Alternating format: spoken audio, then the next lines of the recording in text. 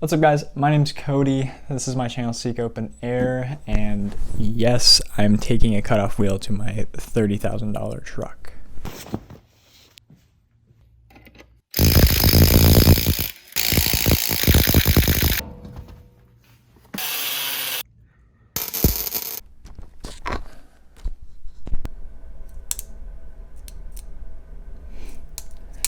Shout out to my girlfriend.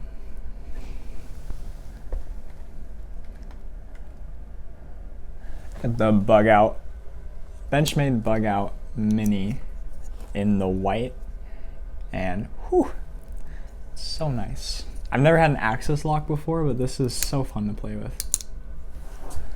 Anywho, welcome to the video, guys. Like you saw in the intro, I am doing a cab mount chop.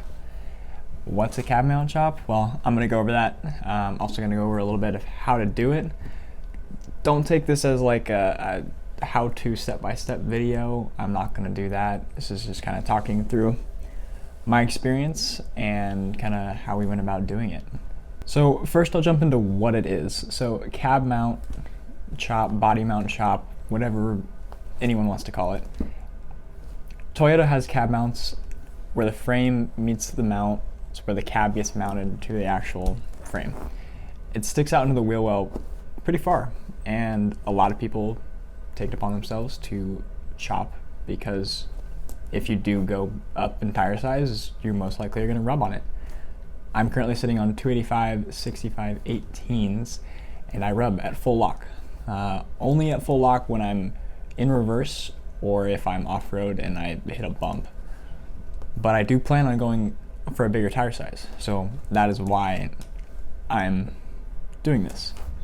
Really to future-proof, and this is also the first video of a series, let's call it, where I'm redoing the entire suspension of my truck. So this is going to be leading into those. So now I'll go into a little bit of like how we did it. Again, don't take this as a tutorial. I don't know for sure if this will void warranty, but you really can't even tell it's done unless you really look at it. So do it at your own risk. Do it at your own pace.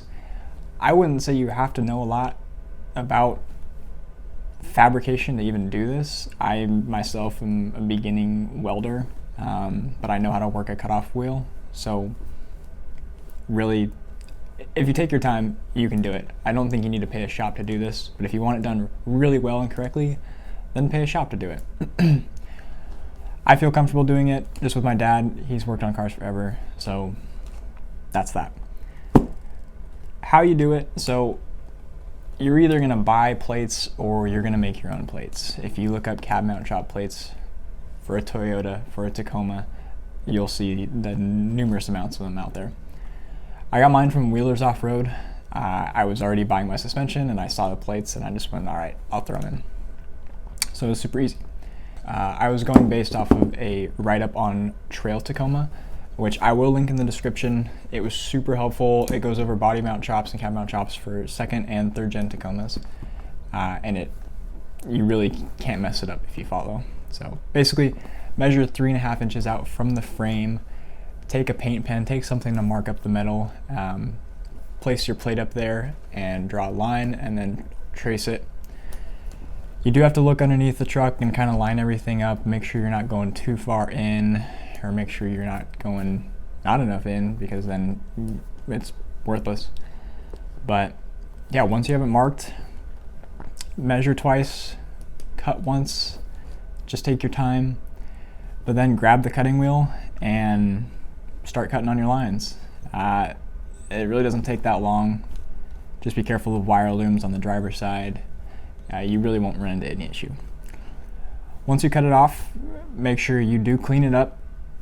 Take off your cutting wheel, put on the grinder, smooth it out, get rid of all the burrs, and then test fit your plate. So you can just hold it up there, make sure it fits, make sure you don't need to cut off any more. You'll know if you want to make sure it's flat too. You don't want one end sticking out further or sticking inward. But once you have it in a good spot, just hold it up there, tack weld it on, and if it looks good, then continue on with your welds. And you will get to a point where kind of the tip, you have to hammer it in or bend it around kind of the corner, which you can use a hammer. You could use a clamp and just clamp it down and then tack it. That's what we did. But yeah, once you have that, finish your welds, put the grinder back on, make it look pretty, let it cool, throw some paint on there, and that's it. Do that to both sides, and that's a cab mount shop. So altogether, my dad and I, took me like 2 hours. We also did some of the pinch welds. So if you don't know, you can peel back the wheel liner. In this case, I cut it and put slits in the pinch weld, and then hammer the crap out of it to get it flat, because eventually I'll probably rub on that too, so I just thought I'll do it. But yeah, that's essentially the cab mount. Here's the end product.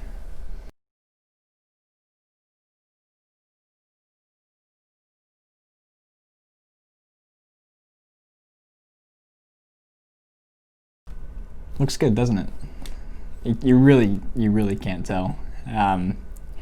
Make sure you cover it in paint good. You don't want this to rust, so maybe check on it after a couple days, reapply. But yeah, now I'm set up to run bigger tires. The next couple of videos coming are going to be, I guess, part 2 and part 3 of the suspension overhaul. So next video will be front. So I got Bilstein 6112s with SPC upper control arms going in. And then in the rear, which will be the third video, I've got Bilstein 5160s with the remote reservoir and Icon RXT leaf packs. I'm really excited. I've been wanting this for so long, and I finally pulled the trigger thanks to Black Friday deals, so yay Black Friday. But yeah, that concludes this video, guys. Thank you so much if you're still watching. Stick around if you want to see the suspension overhaul. I'm just so excited. So if you're as excited as I am, stay tuned. Hit the like button, subscribe if you want to see more. Have a good rest of your day.